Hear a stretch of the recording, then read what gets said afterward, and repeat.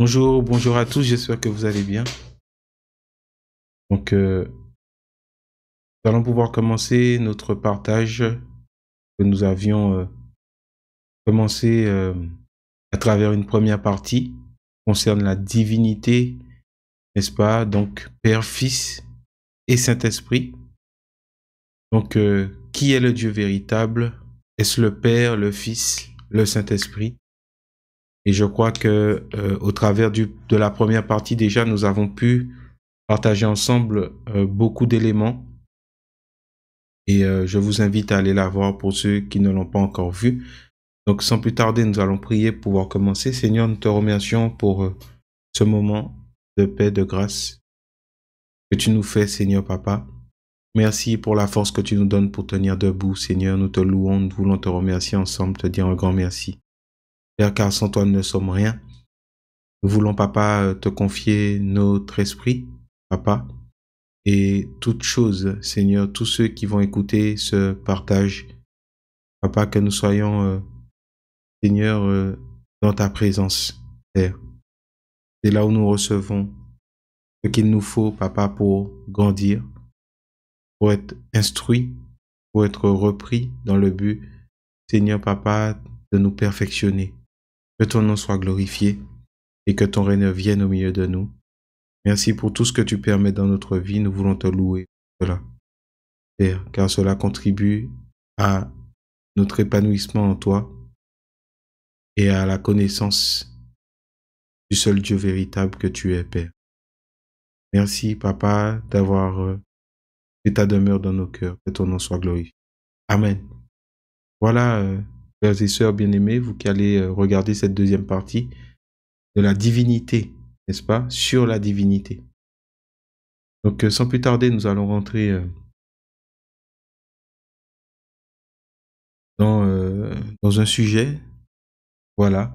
Donc, la dernière fois, nous avons pu voir plusieurs aspects, notamment par rapport aux Écritures, qui montraient que qu'on parlait des Écritures, on parlait des prophètes, et que les Saintes Écritures étaient le moyen, en fait, pour croire en Dieu, ou encore, c'était ce qui définissait Dieu, c'était sa parole, c'était lui. Voilà. Et la foi, en fait, compte du peuple des Hébreux, des descendants d'Abraham, était basée sur cela. Alléluia, sur le témoignage d'Abraham et aussi des prophètes qui ont passé après lui. Voilà. Nous allons rentrer et continuer sur ce sujet. Donc ici, nous allons montrer que depuis l'ancienne alliance, Dieu disait qu'il était unique, il était seul. Donc quand on entend parler de Dieu, du Créateur, le Dieu véritable, parce qu'il y en a eu beaucoup dans la Bible nous parle aussi des dieux, de ceux qui se disent Dieu, de ceux qui se disent Seigneur, mais on sait qu'il n'y a qu'un seul Créateur et il s'est toujours défini comme cela tout au long de sa révélation, de ses théophanies, du fait que ce soit manifesté, n'est-ce pas, sur la terre, de ses apparitions justement, et de ses manifestations. Donc pour cela, nous allons prendre les Écritures pour prouver qu'il ne peut pas avoir 2 ou 3 dieux dans le ciel. C'est impossible. Il n'y en a qu'un seul. Et comme nous avons pu le voir au travers des Écritures la dernière fois, nous avons pu comprendre que c'est juste, il s'est manifesté, n'est-ce pas, de plusieurs façons, ou encore qu'il est apparu de plusieurs manières, mais que c'est toujours le même Dieu qui s'est révélé. Donc on continue sur cette lancée. Donc on va voir que depuis l'Ancienne Alliance ou l'Ancien Testament, Dieu disait qu'il était unique. Et ceux qui ont prophétisé sur Dieu, ceux qui ont parlé de la part de Dieu également l'ont dit. Donc nous sommes dans Deutéronome au chapitre 6, voilà, et au verset 4 pour commencer. Écoute Israël, l'Éternel notre Dieu est le seul éternel, ou encore le seul Elohim, ou encore le seul Dieu. On va pouvoir vérifier cela au travers de la Strong. Voilà. Donc, quand on parle éternel ici, On nous parle ici de Yahweh, en fait, en réalité. Hein. De Yahweh. Donc là, on peut voir une étymologie, là. Celui qui est Yahweh, qui a été traduit par éternel dans certaines Bibles. Mais on voit ici qu'il est question du tétragramme. Et on va parler de quelque chose aussi par la suite. Là, on va voir certains aspects. Donc ici, on parle du tétragramme. Vous avez vu Yahweh. Et je vous informe pour ceux qui ne le savent pas, mais vous allez voir que Yahweh, bien qu'il y ait des personnes qui ont été appelées Yehoshua, comme Josué, comme d'autres encore personnes, on voit Bar Yehoshua, il y en a d'autres encore, certainement, dans ce temps-là, qui ont été appelés, qui ont reçu le même nom que Jésus-Christ, vous voyez, Yehoshua, mais on voit néanmoins qu'il n'y a aucune personne, aucun humain n'a reçu ce nom-là, Yahweh, YHWH, qu'on peut traduire par Yod et Wav et, voilà, main, louange, clou, louange. En fait, personne n'a reçu, n'est-ce pas, ce nom-là. Ça a été attribué qu'au Créateur, au Dieu qui s'est révélé aux Hébreux. Alléluia. Donc déjà ici, on voit qu'il y a un nom que Dieu avait donné à Moïse, n'est-ce pas, et qui n'a jamais été égalé, en fait, si on peut dire ainsi, dans la Bible, n'est-ce pas, dans les témoignages que nous avons dans la Bible. Déjà, le nom de Yahvé ou Yahweh, ou Yod et Vav et ou Wav et, d'accord? Donc voilà.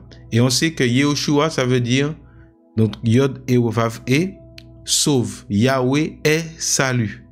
Donc dans Yehoshua, il y a aussi, en fait, voilà, le nom de Yahweh qui est dedans. Bien sûr, dans plusieurs d'autres noms, on va voir aussi qu'il y a aussi ce nom-là qui apparaît. D'ailleurs, les Hébreux tenaient à faire en fait ce parallèle avec tous les noms qu'ils donnaient à leurs enfants. Hein. Donc souvent, les noms étaient souvent liés au Dieu d'Israël qui s'était révélé à Israël, qui avait délivré Israël, donc Yahvé ou Yahweh. Donc celui qui est, vous voyez, l'existant. Voilà, c'est une traduction qu'ils ont pu faire, une traduction littérale. Ok, donc on avance. Donc déjà on comprend que ici, dans Deutéronome 6, à partir du verset 4, ici voilà, hein, il va être dit, déjà si on remonte au verset 3, on va pouvoir voir, tu les écouteras donc Israël et tu auras soin de les mettre en pratique, afin que tu sois heureux et que vous vous multipliez beaucoup, comme te l'a dit l'Éternel ou Yahweh, le Dieu de tes pères, en te promettant un pays où coule le lait et le miel. Donc ça, on l'a vu par la suite. Ils sont rentrés dans ce pays, verset 4. Ce pays aussi était prophétique. Hein. Donc voilà, c'est l'ombre des choses qui devaient arriver et toutes ces choses. Mais on l'a vu, je crois qu'on en avait parlé un peu avec Moïse, hein, qui préfigurait aussi Christ qui devait arriver. Verset 4. Écoute Israël, l'Éternel notre Dieu est le seul Dieu. Et après, il est dit au verset 5, tu aimeras l'Éternel. Donc, il n'y a pas plusieurs, il n'y a pas les éternels, il n'y a pas les dieux. Donc, l'Éternel, ton Dieu de tout cœur, de toute ton âme, de toute ta force. Et ces commandements que je te donne aujourd'hui seront dans ton cœur. Donc ici, il est dit clairement que, au verset 4, qu'il est le seul. Il est le seul Dieu. Ou encore le seul Dieu véritable. Notre Dieu est le seul. Donc Dieu ne peut pas mentir, Dieu ne ment pas. Dieu ne se repent pas aussi par rapport à ce qu'il a dit. Voilà. Bien qu'il soit attristé par plusieurs choses. Mais Dieu, n'est-ce pas, ce qu'il a dit est ferme. Il est le seul depuis l'ancienne alliance. On va maintenant avancer dans d'autres versets. Nous sommes dans Marc 12 au verset 29. Donc là, ici, nous sommes là en train de vérifier et de voir que Dieu est unique. Il est le seul. Voilà. Donc on va voir que effectivement, les Écritures aussi sont un mystère, hein, pour ceux qui périssent. C'est une folie. Mais pour ceux qui ont la vie éternelle, qui ont reçu le don de Dieu, ça nous permet de comprendre le mystère de Dieu. Alléluia. Voilà. Et pourquoi beaucoup se butent aujourd'hui à croire qu'il y a 3 dieux en un et que toutes ces choses-là et que toutes ces choses-là. Non, non. Dieu est unique. Maintenant, la Bible nous informe qu'il a été manifesté il s'est révélé, n'est-ce pas? Il s'est donné plusieurs attributs. Il s'est révélé sous plusieurs formes. Il n'y a pas de souci. Donc là, ici, nous sommes maintenant dans Marc 12. On va prendre Marc 12 à partir du verset 29, même verset 27. Dieu n'est pas le Dieu des morts, mais le Dieu des vivants. Vous êtes grandement dans l'erreur. Un des scribes qui les avait entendus discuter, sachant que Jésus avait bien répondu aux Sadducéens, s'approcha et lui demanda: quel est le premier de tous les commandements? Verset 29, Jésus répondit: voici le premier. Écoute Israël, le Seigneur, notre Dieu, est l'unique Seigneur. Voilà le premier. Donc c'est Jésus lui-même qui va dire ça. L'unique. Et aussi, on va voir qu'on nous parle du Fils unique. Alors c'est là où beaucoup se butent. Mais il faut comprendre aussi, nous avons pu le voir, mais nous allons rentrer dans les Écritures pour comprendre cela, que justement le côté unique, l'aspect unique est un aspect, un attribut qui est donné qu'à Dieu. Vous voyez? Donc, on a compris la dernière fois dans 1 Timothée 3 au verset 16 que le mystère de la piété est grand. Dieu a été manifesté en chair et qu'on appelle ce Fils-là, qui, tu vois, il s'est manifesté dans le Fils et on parle du Fils unique. Et on nous dit ici que Dieu est l'unique Seigneur. Waouh! Notre Dieu est l'unique Seigneur. Jésus, en fait, a confirmé cela. Et donc, il a confirmé ce qu'on a lu dans Deutéronome 6 au verset 4. Et il continue en disant les mêmes propos. « Et tu aimeras le Seigneur ton Dieu de tout ton cœur, de toute ton âme et de toutes tes pensées et de toute ta force. » Voilà. Donc là, ici, déjà, on voit que Jésus lui-même a confirmé cela. Hein. Donc, c'est pas comme si Jésus venait lui dire « Non, non, non, attention, il y a le Fils aussi. » Non, non, non. Il a confirmé cela. Verset 31. « Voici le second, tu aimeras ton prochain comme toi-même. Il n'y a pas d'autre commandement plus grand que cela. » Verset 32. « Le scribe lui dit « Bien, maître, tu as dit avec vérité que Dieu est unique. » Donc, on voit que Jésus n'était pas venu pour changer de la doctrine que Dieu avait donnée ou encore la vérité que Dieu avait donnée dès le commencement. Il est venu d'ailleurs appuyer cela, attester cela, mais comme on a vu la dernière fois dans Jean 14 au verset 1, il a dit « Vous croyez en Dieu, croyez aussi en moi. » C'est fort. Alléluia. Donc, ici, ce qu'il fallait comprendre et ce que nous allons comprendre au fil de notre partage, c'est qu'il fallait juste comprendre que Dieu s'était manifesté en chair, en fait. Donc, on ne vous dit pas d'oublier que Dieu est esprit et que Dieu n'est pas un homme, mais on dit Dieu s'est manifesté en chair, chose qu'il avait déjà faite auparavant. On a vu aussi avec Melchisédek dans Hébreu et au chapitre 8, par exemple, Melchisédek, chapitre 7 aussi, si je ne me trompe pas. On a vu avec quand il s'est manifesté à Abraham, il est rentré chez Abraham, Genèse 12, toutes ces choses-là, vous voyez? Donc il dit, le scribe va confirmer encore cela. Le scribe, souvenez-vous, hein, les scribes, hein? Donc les docteurs, hein, qui étaient comme des docteurs de la loi, et qui vont dire, bien maître, tu as dit avec vérité que Dieu est unique et qu'il n'y en a point d'autre. Gloire à Dieu. Alléluia. Donc ici, on va vérifier ici quelque chose. Donc ici, c'est beau, hein? On nous parle des scribes ici qui étaient des commis, des clercs, scribes, fonctionnaires, écrivains publics, secrétaires, dont les offices et l'influence différaient selon les endroits dans la Bible, comme érudits dans la loi mosaïque et dans les écritures sacrées, un interprète, un enseignant. Donc c'est comme un docteur en fait, c'est quelqu'un qui connaît et qui d'ailleurs, c'est un écrivain. Donc c'est quelqu'un qui aussi écrit, qui réécrit, qui vérifie l'authenticité des écritures, qui les rapporte, qui les interprète, qui les enseigne. Et c'est aussi quelqu'un qui examine, regardez. Les scribes examinaient les plus subtiles des questions posées sur la loi. Des décisions supplémentaires diverses et en découlaient et pouvait se faire au détriment de la religion. L'examen et la solution aux questions difficiles étaient donnés devant le Sanhédrin en présence des sacrificateurs et des anciens du peuple. Un enseignant religieux érudit est capable d'enseigner les choses du royaume des cieux.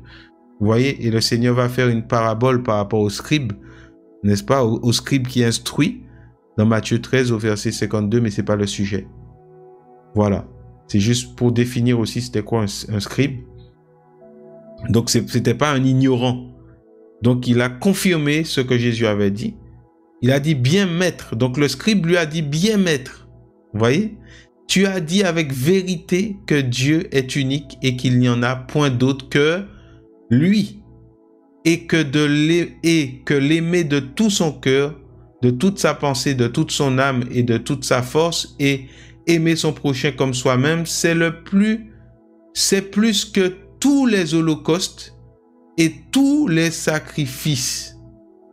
Waouh! Donc, on voit qu'un scribe ici, eh ben, il était d'accord avec ce que Jésus avait dit. Il a même appelé Jésus maître. Hein.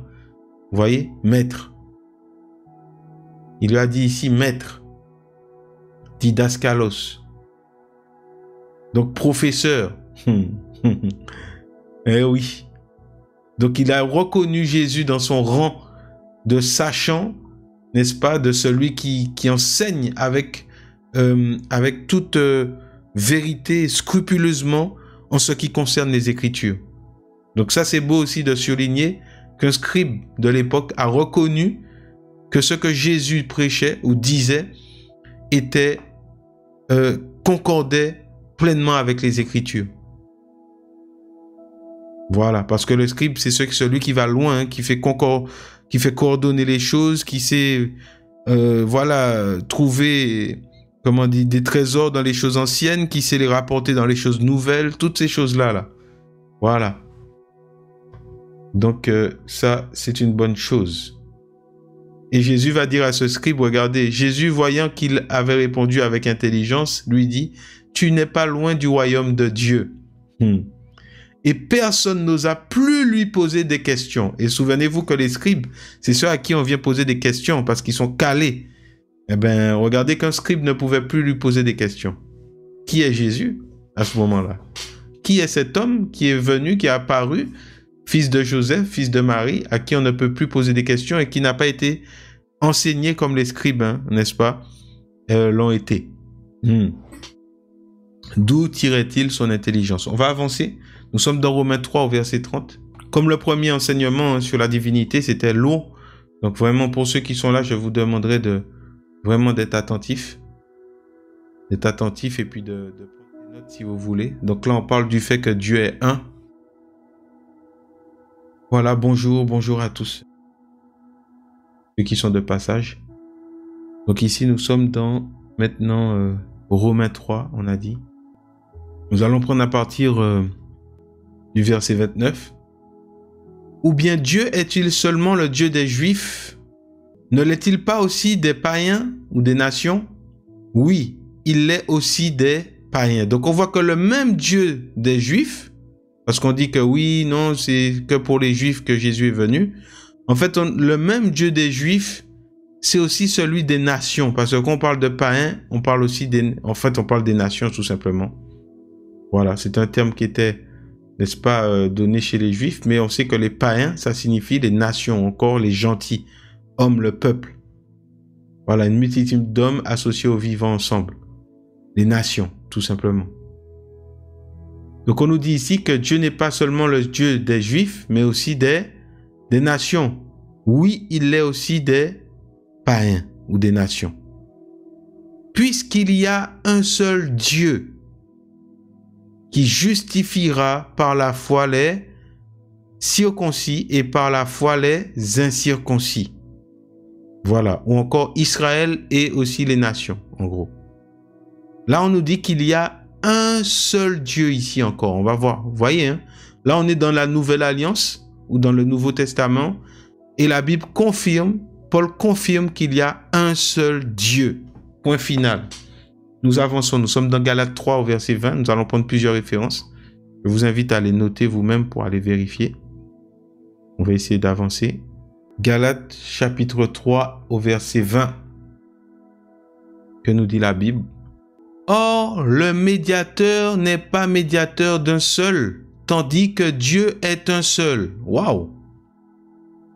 Et suivant ces propos-là, on va aussi voir un autre passage. On va relire, hein. On va relire, on va prendre le contexte au verset 18, regardez. Car si l'héritage venait de la loi, il ne viendrait plus de la promesse. Or, c'est par la promesse que Dieu a fait à Abraham ce don de sa grâce. Pourquoi donc la loi? Elle a été donnée ensuite à cause des transgressions, jusqu'à ce que vint la postérité à qui la promesse avait été faite. Elle a été promulguée par des anges au moyen d'un médiateur. Waouh! Or, le médiateur n'est pas médiateur d'un seul, tandis que Dieu est un seul. Waouh, bien-aimé. On va vérifier ça ici, dans le grec. Pourquoi donc la loi? Elle a été ensuite donnée à cause des transgressions, jusqu'à ce que vint la postérité à qui la promesse avait été faite. Elle a été promulguée par des anges. Verset 20. Or, le médiateur n'est pas médiateur d'un seul, tandis que Dieu est un seul. Donc, Dieu est seul. Il est un seul. Il est un. En fait, ça, c'est la loi. Ça, on ne peut pas la changer. C'est Dieu lui-même a testé ça. Et ici, dans la Nouvelle Alliance, on nous dit encore clairement dans Galates que Dieu est un seul. On va maintenant aller dans 1 Timothée 2, verset 5, pour comprendre ça aussi. Voilà. On va comprendre parce qu'on nous dit que, regardez, le médiateur n'est pas médiateur d'un seul, tandis que Dieu est un seul. On va vérifier quelque chose dans 1 Timothée 2, verset 5 maintenant. Et on va comprendre déjà quelque chose. 1 Timothée chapitre 2, et nous sommes au verset 3. Cela est bon et agréable devant Dieu notre Sauveur. Donc devant Dieu notre Sauveur, Dieu n'est pas au pluriel. Qui veut, donc il veut, Dieu veut que tous les hommes soient sauvés et parviennent à la connaissance de la vérité. Car il y a un seul Dieu. Donc ici on voit encore que le Nouveau Testament confirme ce que l'Ancienne Alliance a dit depuis Deutéronome 6. Nous allons voir tout à l'heure d'autres versets dans l'Ancienne Alliance qui le disent. Donc qu'il y a un seul Dieu. Et on nous dit, et aussi, un seul médiateur entre Dieu et les hommes, Jésus-Christ, homme. Waouh! Verset 6. Qui s'est donné lui-même en rançon pour tous. C'est là le témoignage rendu en son propre temps. Voilà. Donc là, ici, on nous dit que il y a un seul Dieu et aussi un seul médiateur entre Dieu et les hommes. Ou en gros, quand on dit « et aussi », on nous parle du témoignage que Dieu a laissé. Et on nous dit que ce témoignage, c'est Jésus-Christ, homme. Pourquoi on nous dit « homme » derrière? Pourquoi on nous dit Jésus-Christ, homme? Eh bien, on va voir, et on l'a déjà vu, mais on va le revoir. Pourquoi? Nous sommes tout de suite dans 1 Timothée 3, cette fois-ci. 1 Timothée 3, cette fois-ci. Et au verset 16. Nous croyons que la Bible est un témoignage de Dieu pour nous. Et que ce qui a été dedans confirme aussi. La Bible confirme la Bible en quelque sorte. 1 Timothée 3 au verset 16. Et sans contredit, le mystère de la piété est grand. Là, ici, ça a été mal traduit. On va prendre ici. On va prendre la version de Darby. Voilà, parce que là, sur la Louis II, ça a été vraiment mal traduit. Je ne sais pas pourquoi ils ont fait cette erreur. Et sans contredit, le mystère de la piété est grand. Dieu a été manifesté en chair, a été justifié en esprit, a été vu des anges et a été prêché parmi les nations, a été cru dans le monde et a été élevé dans la gloire. Donc on nous dit que Dieu a été élevé dans la gloire. Donc pour être élevé, eh bien, le mot élevé là, c'est pour Jésus-Christ qui a été ressuscité en fait. Hein. Et vous le savez, qui a été justifié en esprit selon Matthieu selon Jean 16, c'est Jésus. Selon Acte 2 également. Et celui qui a été prêché parmi les nations, selon Acte 2, c'est Jésus. N'est-ce pas? Et selon plusieurs versets encore, Matthieu 28, 20, Marc 16, 16 et ainsi de suite. Acte 1 au verset 8. Donc, qui a été prêché parmi les nations? Eh bien, c'est Jésus. Qui a été cru dans le monde? C'est Jésus. Qui a été élevé dans la gloire après avoir été crucifié? C'est Jésus. Donc, ici, on nous dit que le mystère de la piété est grand. Dieu a été manifesté en chair. Donc, voilà pourquoi on nous dit Jésus-Christ homme. Vous voyez? Donc, Dieu était dans cet homme-là, dans ce fils qu'on a appelé Jésus-Christ homme. Ça, c'est un mystère et c'est ce que les gens se butent à ne pas comprendre aujourd'hui. Et ce n'est pas grave parce que, en fait, ça nous est donné de comprendre. Donc, quand on s'humilie devant Dieu, Dieu aussi nous donne la capacité de comprendre cela. Mais nous qui sommes enfants de Dieu, ici, ce n'est pas un débat que nous faisons, c'est un affermissement. Alléluia, j'espère que vous comprenez la différence. En réalité, pour les vrais enfants de Jésus-Christ, il n'y a pas de débat par rapport à cela. Ici, nous faisons juste un affermissement, n'est-ce pas, pour que, parce qu'on sait aussi que l'ennemi rôde, le diable rôde, cherchant qui il peut, n'est-ce pas, détourner, dévorer, égorger, comme la Bible dit. Donc, ôter la vie. Mais nous, nous avons reçu la vie éternelle et le Seigneur nous permet d'en témoigner et d'enseigner cela. Alléluia à ceux qui viennent après nous, ceux qui ne sont pas encore affermis par rapport à cela. Alléluia. Gloire à Jésus. Donc ici, nous allons continuer dans 1 Corinthiens 8 au verset 3 à 6. Mais si quelqu'un aime Dieu, celui-là est connu de lui.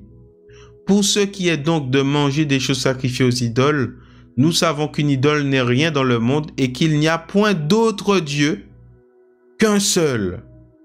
Waouh! Je vais lire dans une autre version. Pour ce qui est de manger des viandes sacrifiées aux idoles, nous savons qu'il n'y a point d'idole dans le monde. Vous voyez, en gros, qui ne soit au-dessus de Dieu. En gros, c'est ce que ça veut dire. Et on nous dit, et qu'il n'y a qu'un seul Dieu. Donc ici encore, on reconfirme cela. Il n'y a qu'un seul Dieu. Verset 5. Car s'il est des êtres qui sont appelés Dieu, soit dans le ciel, soit sur toute la terre, comme il existe réellement plusieurs dieux et plusieurs seigneurs, néanmoins, pour nous, il n'y a qu'un seul Dieu, ou encore il n'y a qu'un seul véritable Dieu, le Père de qui viennent toutes choses, pour qui nous sommes, et un seul Seigneur, Jésus-Christ, par qui sont toutes choses et par qui nous sommes. En fait, ici, c'est encore le fait de confirmer simplement que Jésus est le seul Dieu. N'est-ce pas? Qu'il est le seul Seigneur, le seul Dieu, le seul Créateur, par qui sont toutes choses et par qui nous sommes. En fait, ce qu'il a attribué à Dieu, il est venu le redire, n'est-ce pas, avec Jésus-Christ, n'est-ce pas, de la même façon. En gros, c'est pour confirmer ces attributs-là qui ne sont donnés qu'à Dieu. Et tout à l'heure, on va le voir ça. En fait, c'est juste pour confirmer. C'est comme quand Jésus disait, vous croyez en Dieu, croyez aussi en moi, dans Jean 14, 1. C'est juste pour confirmer que il est à la même stature en tant qu'homme, pour que les gens comprennent, pour que nous, enfants de Dieu, nous comprenions que Jésus est Dieu manifesté en chair, tout simplement. C'est juste ça qu'il faut comprendre à travers cela. Nous avançons, nous sommes dans Jacques 2. Nous allons prendre plusieurs références, hein, frères et sœurs. Nous sommes dans Jacques 2, n'est-ce pas, à partir du verset 19. Jacques, chapitre 2, au verset 19. Voilà ce que nous dit la Bible. Tu crois que Dieu est un, tu fais bien. Les démons aussi croient et ils frissonnent. On va prendre dans une autre version. Plutôt la Strong, je ne sais pas pourquoi. Ok. Nous sommes au verset 19. Ça, c'est Jacques qui le dit, hein. Tu crois qu'il n'y a qu'un seul Dieu, tu fais bien. Les démons le croient aussi et ils tremblent. Alléluia. Donc ça, c'est clair et net. Encore Jacques, un apôtre, frère de Jésus-Christ, qui va confirmer qu'il y a un seul Dieu. Pourtant, lui-même a cru en Jésus. Il n'y a qu'un seul Dieu et que les démons aussi le croient. Et ils tremblent, n'est-ce pas? Nous continuons, nous sommes dans Éphésiens 4 au verset 6. Éphésiens 4 au verset 6, bien frères et sœurs. Comme je le répète encore, pour le répéter, nous sommes dans la deuxième partie de l'enseignement ou de l'affermissement sur la divinité, Père, Fils et Saint-Esprit. Il y en a une première qui a été donnée, vous étiez nombreux à l'avoir vue.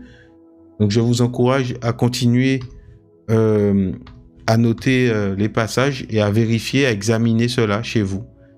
Éphésiens 4 au verset 6, voilà ce que nous dit la Bible.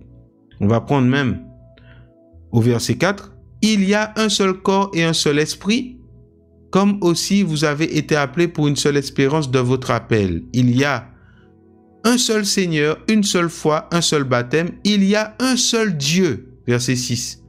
Il y a un seul Dieu et Père de tous, qui est au-dessus de tous et partout et en nous tous. Donc ici, regardez ces attributs-là, n'est-ce pas?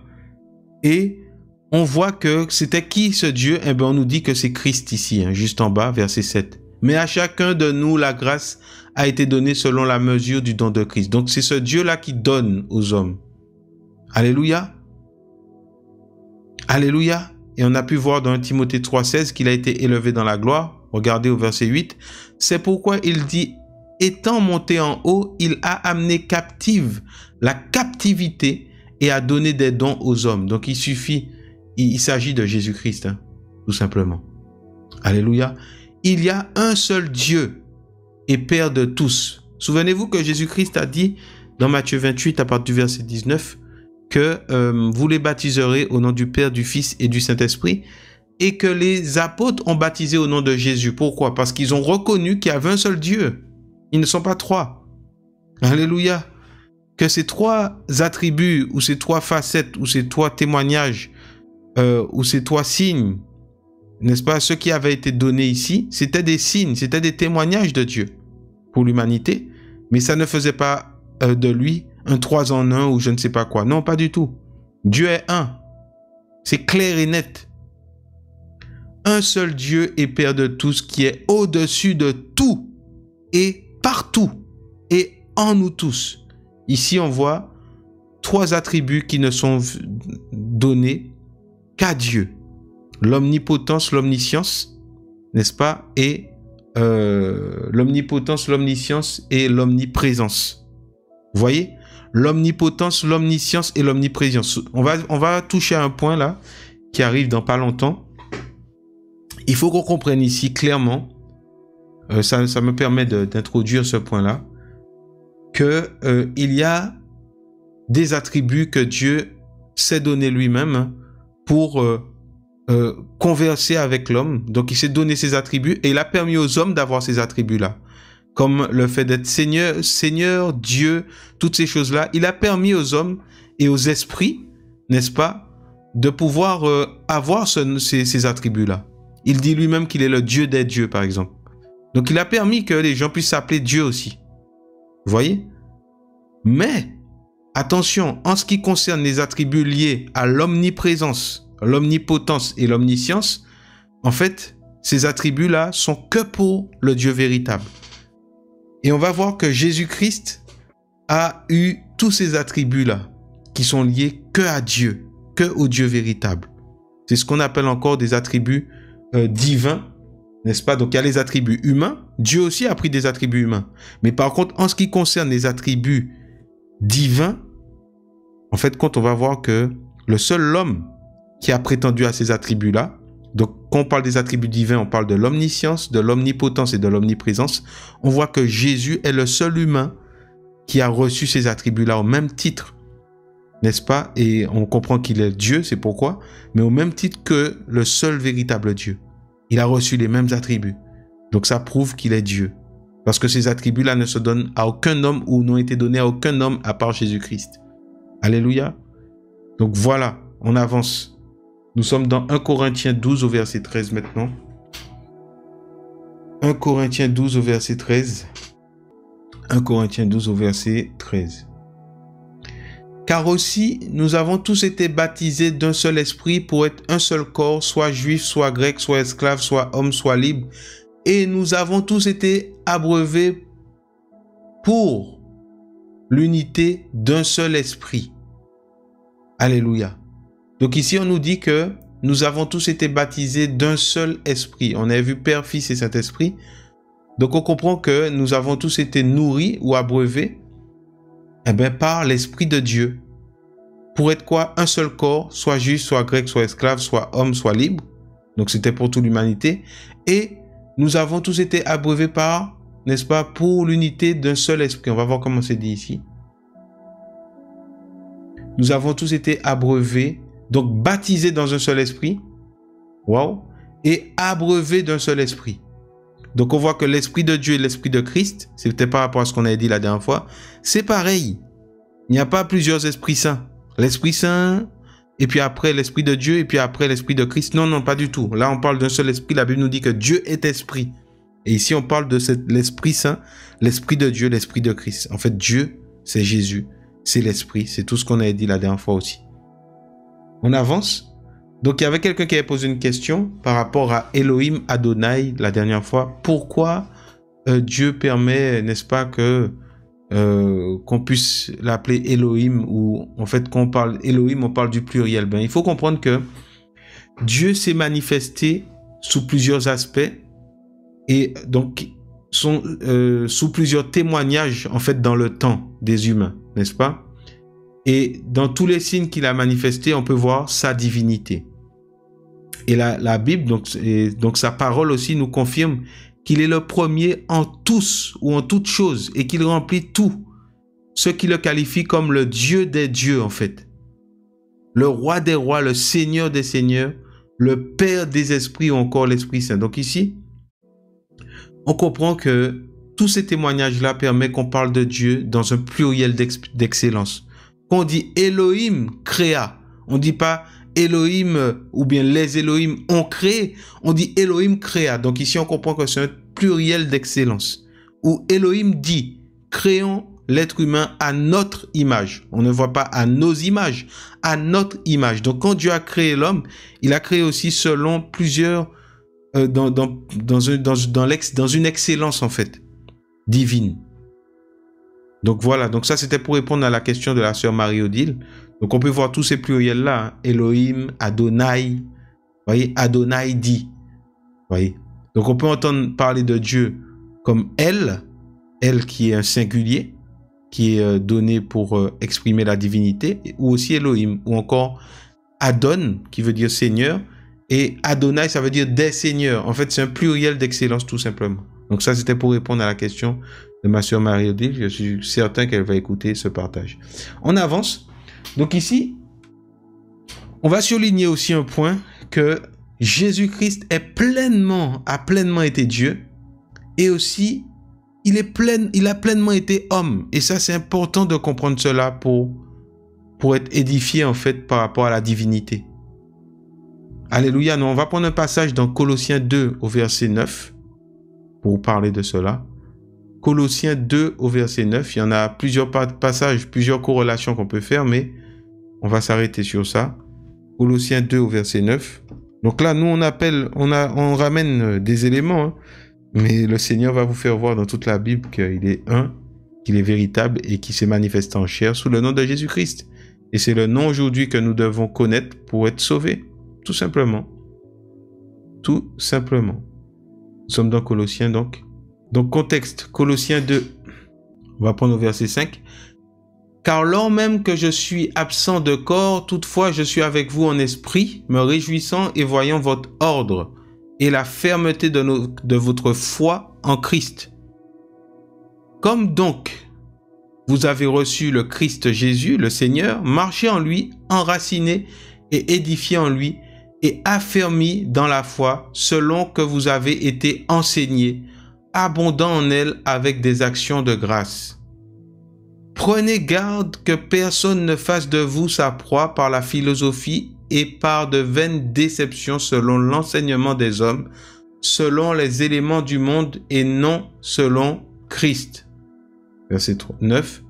Car en lui habite toute la plénitude de la déité ou de la divinité corporellement. On va prendre une autre version. Ici, version Louis II. Car en lui habite corporellement toute la plénitude de la divinité. Verset 10. Vous avez tout pleinement en lui, qui est le chef de toute domination et de toute autorité. Là, on a dit toute autorité, on n'a pas dit d'une seule. Donc, si Dieu avait une autorité, on nous dit que Jésus, il est le chef de toute autorité. Qu'est-ce que ça veut dire?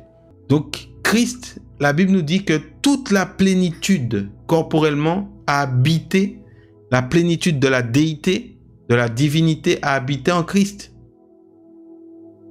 Vous avez tout pleinement en lui qui est le chef de toute domination et de toute autorité. Donc en fait, on n'a pas besoin d'aller chercher encore. Non, mais Dieu le Père, tout ça. En fait, Dieu le Père, c'est Jésus. On a déjà tout en lui. On a tout en Jésus. Pourquoi aller chercher? Non, mais le Saint-Esprit quand même, Seigneur. En fait, le Saint-Esprit, ce qu'il faut comprendre, c'est que quand tu invoques le Père, tu invoques Jésus. Quand tu invoques Jésus, tu invoques le Père. Quand tu invoques Jésus, tu invoques le Saint-Esprit. En fait, ce sont juste des attributs. C'est comme si ton papa, tu l'appelais... ton papa, le nom de ton papa, c'était John. Mais que toi, chez toi, tu l'appelais Jojo. Et puis que d'autres personnes l'appelaient le jardinier. En fait, quand tu appelles ton père de ces façons-là, tu sais que c'est lui que tu appelles. Tout simplement. Mais il n'y en a pas trois. Il n'est pas divisé. Toi, tu l'appelles Chouchou. Tu appelles ton papa Chouchou. Tu vois? Pourtant, il s'appelle John. Mais dans son travail, on l'appelle aussi le charpentier. En fait, on sait que c'est de lui qu'on parle. Ce sont des attributs. Mais ça ne change pas le fait qu'il soit unique. Voilà. Donc, qu'on appelle Jésus, qu'on appelle le Fils, tu es le Fils. En fait, quand on sait qu'on parle de Dieu, le Fils unique, on sait qu'on parle de Dieu. Vous voyez? Unique. Alléluia. Donc ça, c'est important de comprendre cela par la grâce du Seigneur. On a déjà vu 1 Timothée 3,16, donc il s'est manifesté en chair. On a vu Jean 1 au verset 1 aussi. Jean 1 au verset 14, je vous donne des références par rapport au fait que Dieu a été manifesté en chair. Voilà. Donc, là, on va toucher un point. Donc, on peut comprendre aussi, on peut également comprendre la divinité de Jésus au travers des attributs divins ou encore ce que certains appellent les attributs moraux.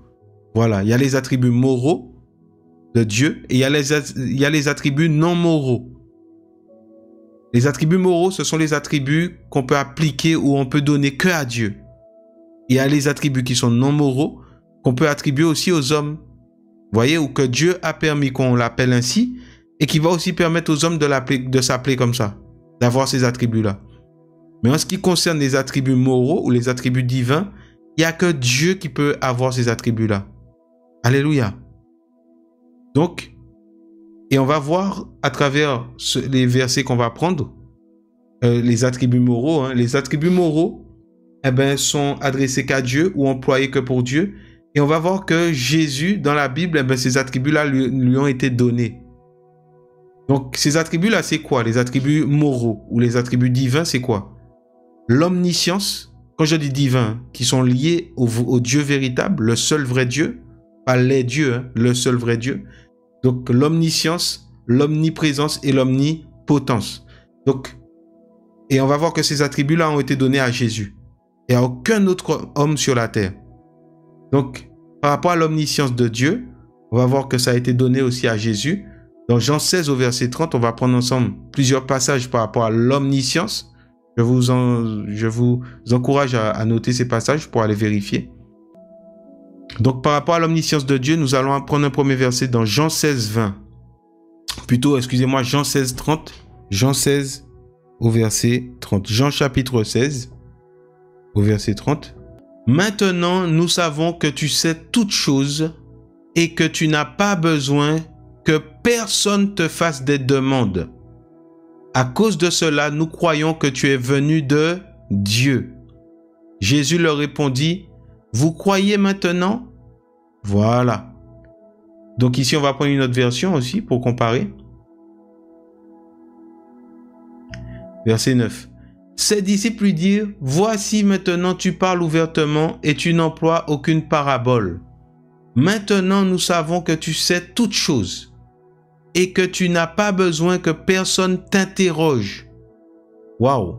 C'est pourquoi nous croyons que tu es sorti de Dieu. Donc ici on nous dit un attribut qui est donné qu'à Dieu. Déjà on nous parle de cela. Donc l'omniscience.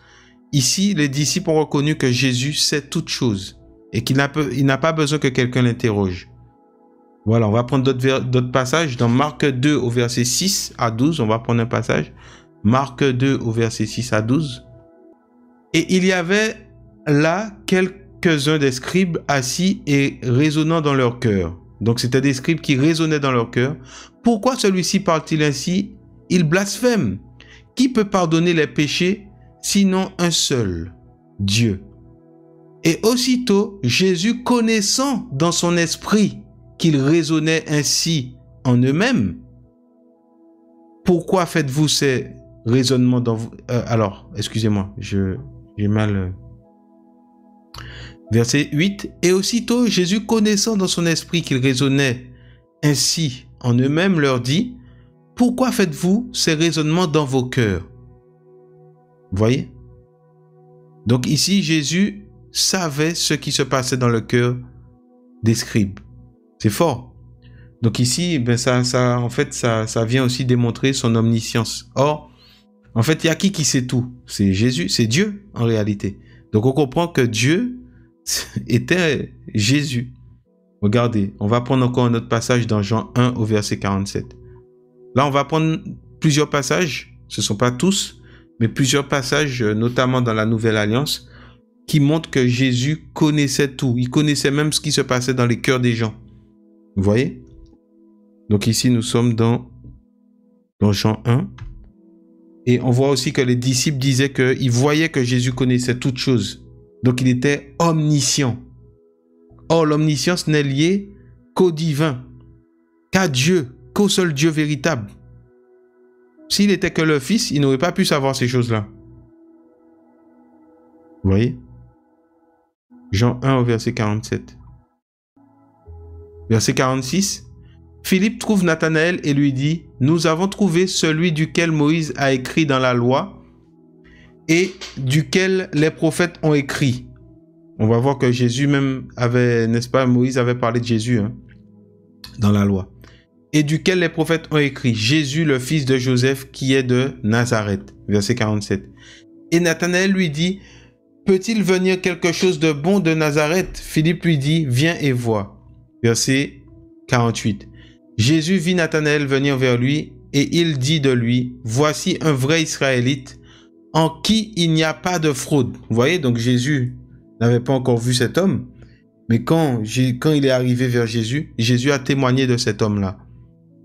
Vous voyez? Donc, comme s'il le connaissait déjà. Et cela montre l'omniscience de Jésus. Au verset 49, Nathanaël lui dit: d'où me connais-tu? Vous voyez? Donc, même Nathanaël a été surpris par ce que Jésus a dit.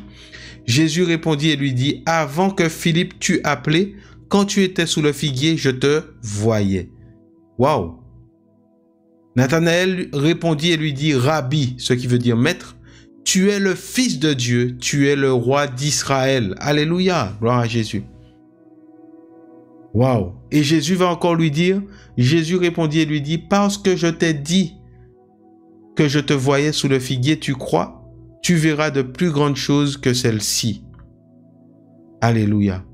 Et il lui dit: en vérité, je vous dis, désormais, vous verrez le ciel ouvert et les anges de Dieu montant et descendant sur le Fils de l'homme.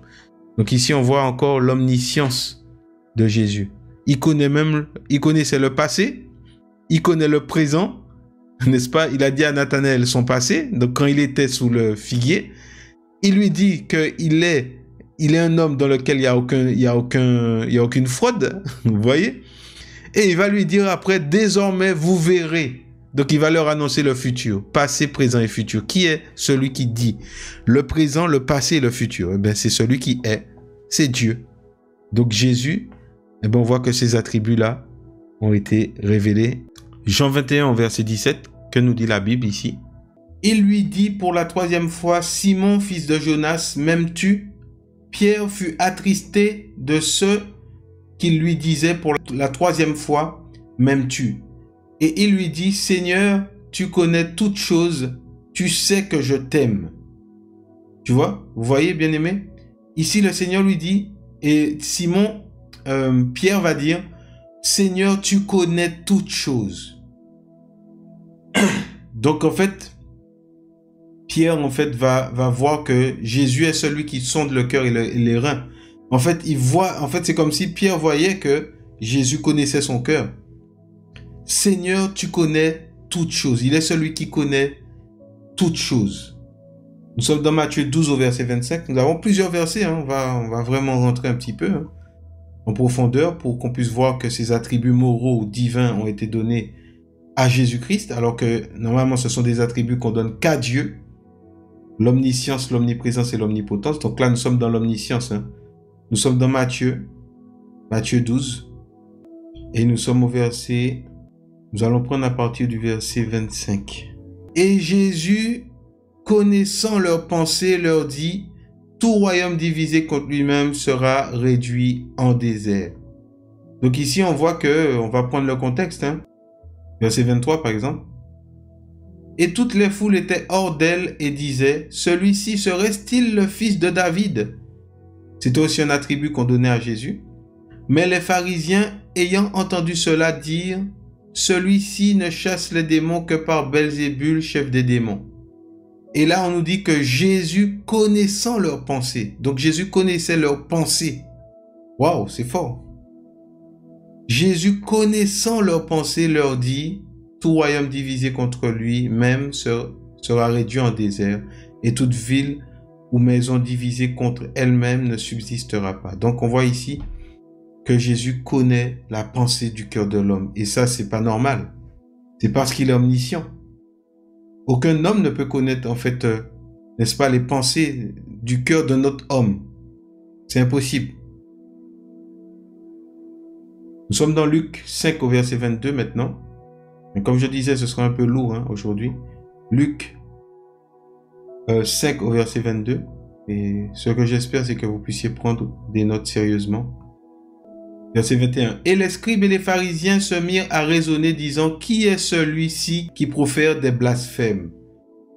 Qui peut pardonner les péchés si ce n'est Dieu seul? Donc ici, on comprend déjà que les scribes vont apporter un élément là qui va nous intéresser pour la suite. En fait, il n'y a que Dieu qui peut pardonner les péchés. Dieu seul qui peut pardonner le péché des hommes.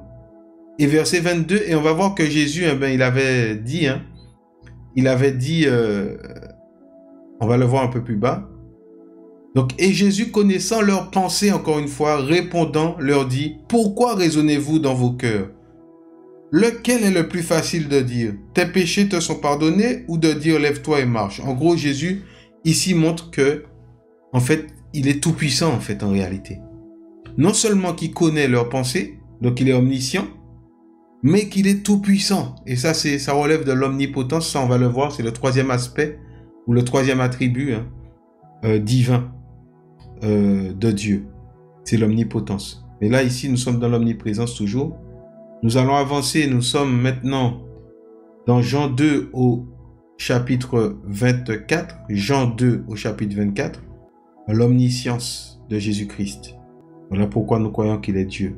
Mais Jésus lui-même ne se fiait pas à eux parce qu'il connaissait tous les hommes et qu'il n'avait pas besoin que quelqu'un rendît témoignage au sujet de l'homme, car lui-même connaissait ce qui était dans l'homme. Qui est cet homme qui connaît tous les hommes et qui sait ce qui se trouve dans l'homme bien-aimé? On va prendre une autre version. Mais Jésus ne se fiait point à eux parce qu'il les connaissait tous. Donc Jésus qui n'avait pas grandi avec eux, certainement ils étaient plus grands, la Bible dit qu'ici Jésus connaissait toutes ces personnes-là. C'est fort. Verset 25, et parce qu'il n'avait pas besoin qu'on lui rendît témoignage d'aucun homme, car il savait lui-même ce qui était dans l'homme, ou encore dans les humains. Mais si ce n'est pas Dieu, comment, en fait, il n'y a que Dieu qui peut savoir ce qui se cache dans le cœur de tous les humains. C'est fort, bien-aimé. Et c'est pourquoi ce passage de Jean 2, versets 24 à 25 est puissant. Alléluia. Gloire à Jésus. Nous sommes maintenant dans Colossiens 2 au verset 3. Colossiens 2 au verset 3. Nous allons voir maintenant dans les épîtres de Paul. Là, nous étions dans les évangiles. Colossiens 2 au verset 3. Nous allons retourner dans les évangiles après. Philippiens 2 au verset 3. Rien ne se fasse par esprit de parti ou par vaine gloire, mais que dans l'humilité, l'un estime l'autre supérieur à lui-même, chacun ne se regardant pas à ce qui est à lui, mais chacun aussi à ce qui est aux autres. Qu'il y ait donc en vous cette pensée qui a été aussi dans le Christ Jésus. Vous voyez? Lequel étant en forme de Dieu, n'a pas regardé comme un objet à ravir d'être égal à Dieu. Donc ici on dit que Jésus est égal à Dieu. Qu'est-ce que ça veut dire? L'homme qu'on a vu là, on dit que cet homme-là était égal à Dieu. Qu'est-ce que ça veut dire? Ça veut dire qu'il est Dieu. En fait, c'est un langage pour montrer que Jésus était égal à Dieu. Pourquoi? Parce que tous les attributs divins étaient en lui. Vous voyez? Mais on nous dit quoi? Mais Jésus s'est anéanti lui-même, prenant la forme d'esclave, étant fait à la ressemblance des hommes. Donc ici, ça nous permet de comprendre que Dieu s'est anéanti, il a pris une forme d'esclave. Et la forme d'esclave, c'était l'homme que nous avons vu. Donc Jésus-Christ homme. Voilà pourquoi on nous parle de Jésus-Christ homme. Vous comprenez? Étant fait à la ressemblance des hommes. Et étant trouvé en figure comme un homme, il s'est abaissé lui-même, étant devenu obéissant jusqu'à la mort et à la mort de la croix. Alléluia. Gloire à Jésus. C'est pourquoi aussi Dieu l'a hautement ou haut élevé et lui a donné un nom au-dessus de tout nom, afin qu'au nom de Jésus se ploie tout genou des êtres célestes et terrestres et infernaux, et que toute langue confesse que Jésus-Christ est Seigneur à la gloire de Dieu le Père. Donc en gros, qu'il est Dieu. C'est ça, c'est ce qu'il faut comprendre. Voilà. Là, ici, maintenant, on va prendre Matthieu 4 au verset... Matthieu 9 au verset 4. Donc, tout ça, c'est pour l'omniscience. Hein? L'omniscience. Matthieu 4. Matthieu 9, excusez-moi, au verset 4. Matthieu 9 au verset 4, que nous dit la Bible. Et Jésus, voyant leurs pensées, on va prendre le contexte. Verset 3. Et voici quelques-uns des scribes dire en eux-mêmes, cet homme blasphème. Donc, les scribes, ils ont dit ça en eux-mêmes. Donc, Jésus n'a pas entendu. Mais au verset 4, on nous dit, et Jésus, voyant leurs pensées. C'est qui voit les pensées des cœurs?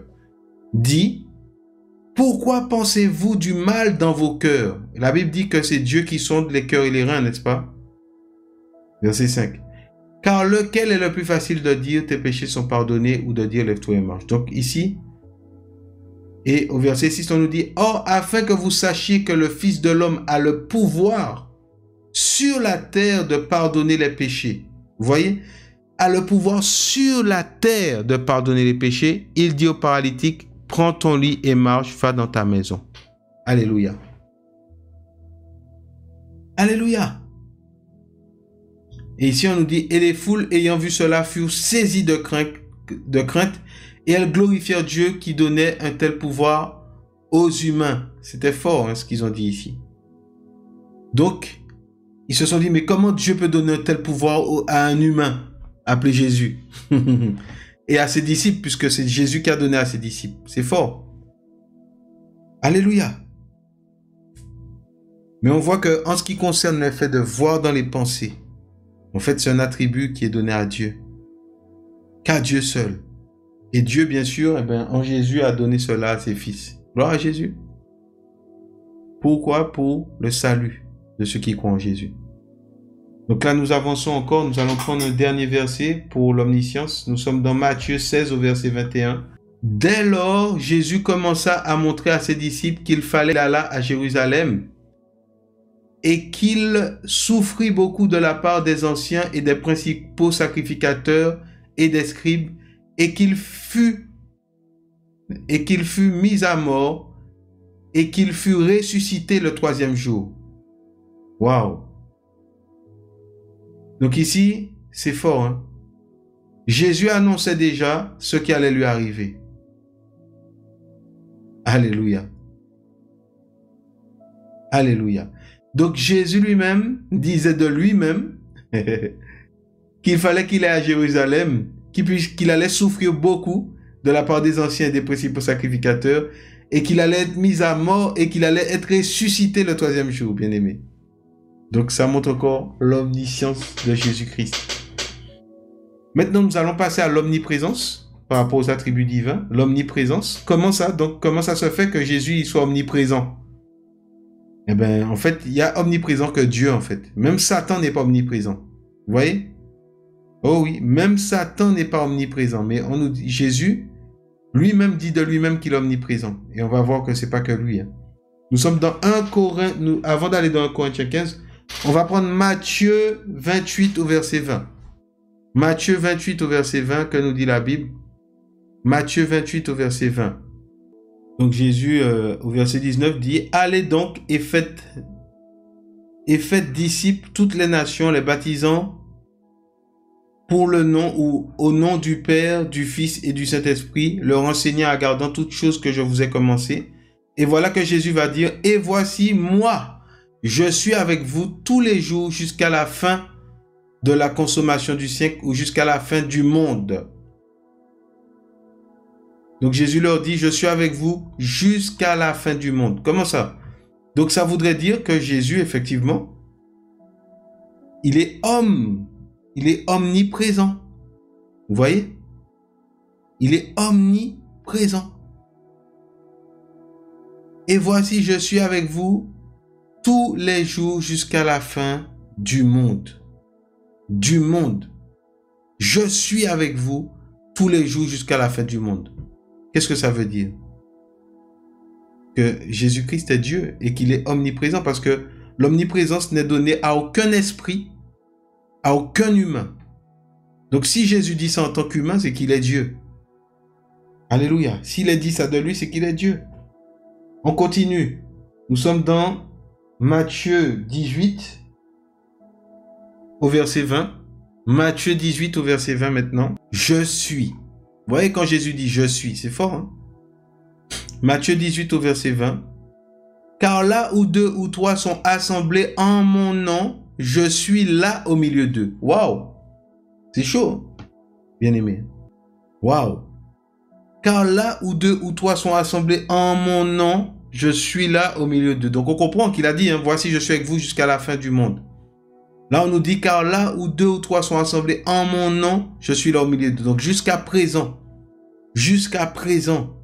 ça n'a jamais changé. Là où 2 ou 3 sont assemblés au nom de Jésus-Christ, le Seigneur il est là au milieu de nous. Alléluia.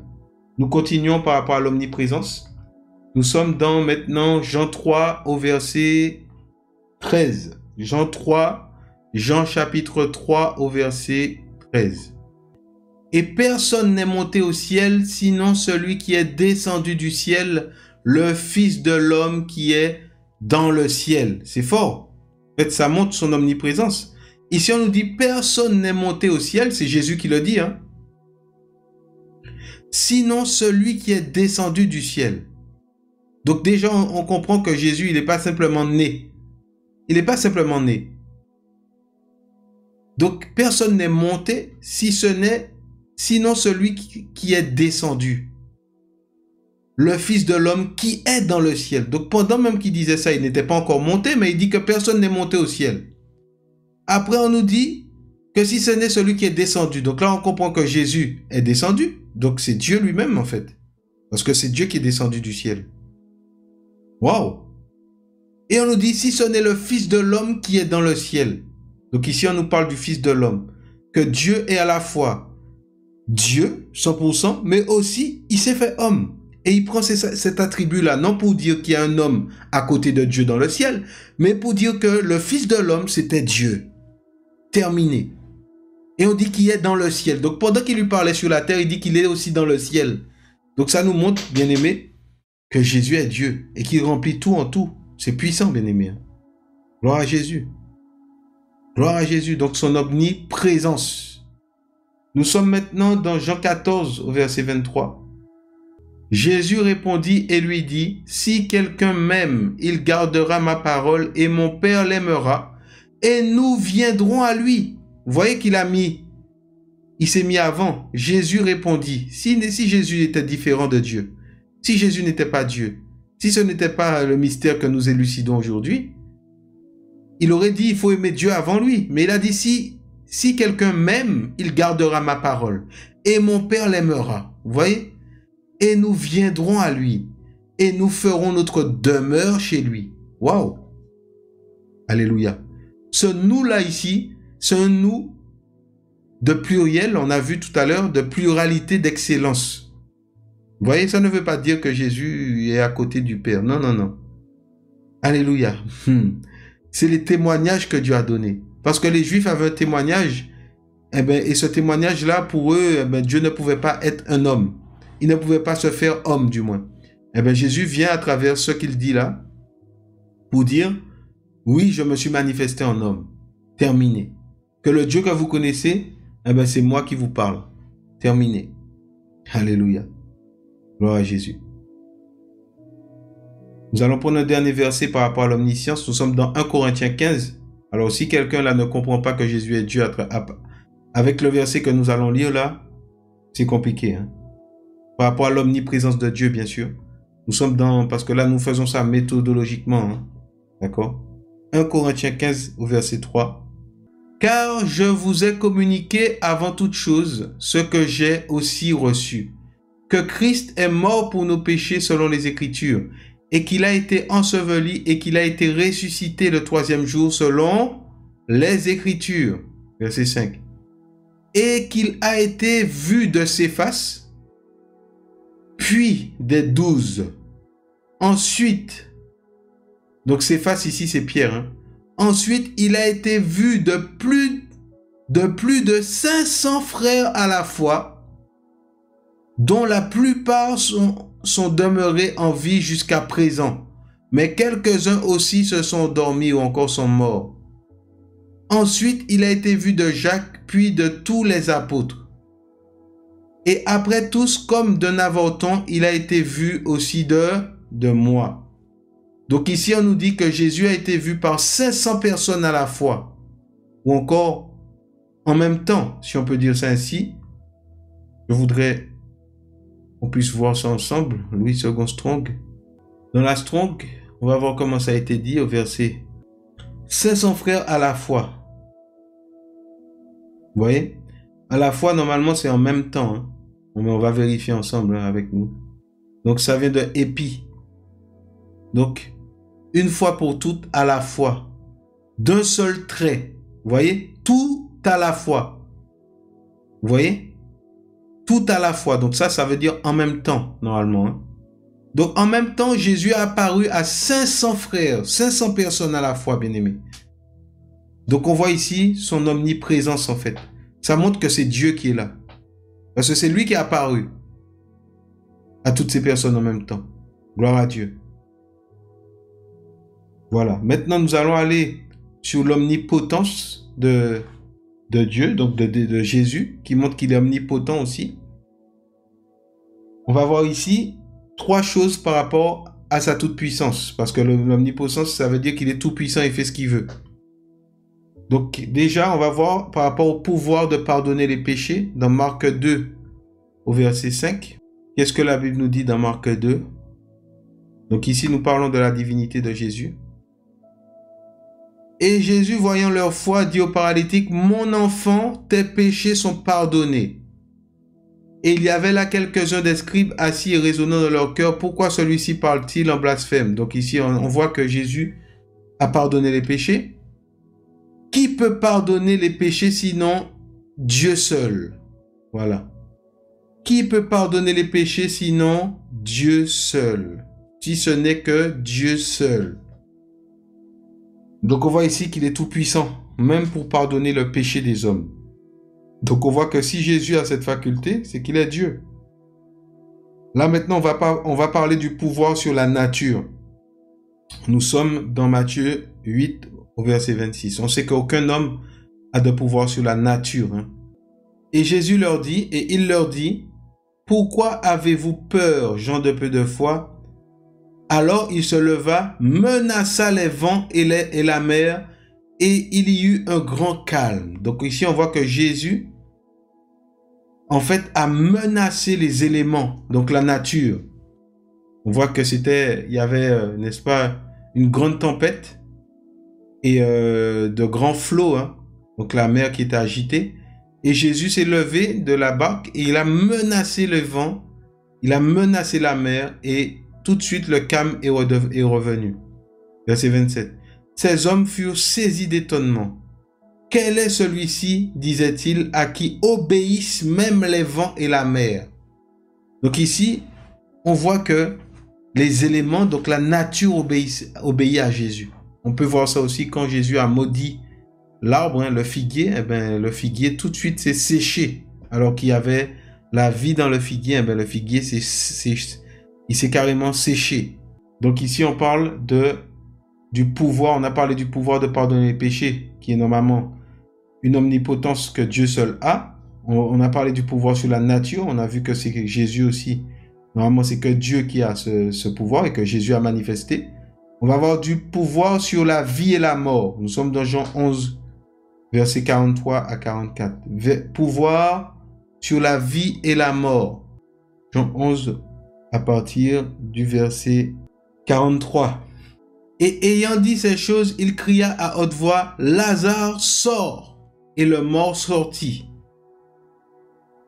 Ayant les pieds et les mains liés de bandes et son visage était enveloppé d'un suaire, Jésus leur dit, « Déliez-le et laissez-le aller. » Plusieurs donc d'entre les Juifs qui étaient venus auprès de Marie et qui avaient vu ce que Jésus avait fait, crurent en lui.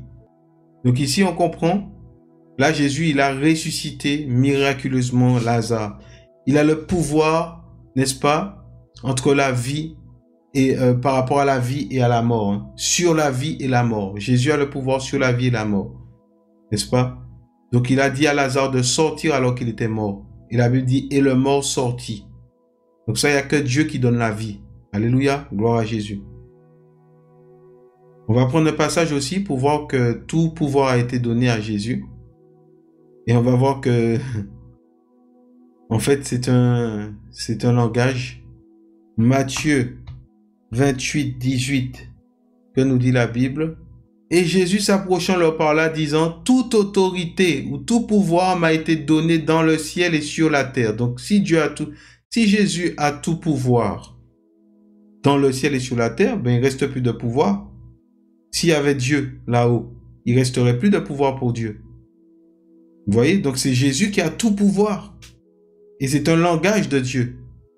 Pour dire que le nom dans lequel nous devons croire aujourd'hui, le nom qu'il a donné aux humains, le témoignage qui est véritable, qu'il a donné aux humains, c'est le nom de Jésus-Christ pour le salut des hommes. Tout pouvoir m'a été donné. D'accord? Nous sommes dans Apocalypse 11 maintenant. Là, je vous ai dit, on va prendre beaucoup de références, puisque du coup, et après, je vais vous laisser des références, on ne va pas tout énumérer. Mais là, on parlait par rapport à l'omnipotence de Dieu. Nous sommes dans Apocalypse 11, à partir du verset 13. Et à cette heure-là, il y eut un grand tremblement de terre, et la 10e partie de la ville tomba, et 7000 noms d'hommes furent tués dans le tremblement de terre, et les autres furent épouvantés et donnèrent gloire au Dieu du ciel. Le second malheur est passé, voici le troisième malheur vient promptement. Et le 7e ange sonna de la trompette, et il y eut dans le ciel de grandes voix disant, « Le royaume du monde de notre Seigneur et de son Christ est venu, et il régnera, vous voyez, au siècle des siècles. » Donc on voit que c'est Jésus qui règne, qui est amené à régner dans le royaume de Dieu. C'est lui. Donc s'il règne, ça veut dire qu'il est le roi, et il peut avoir qu'un seul roi.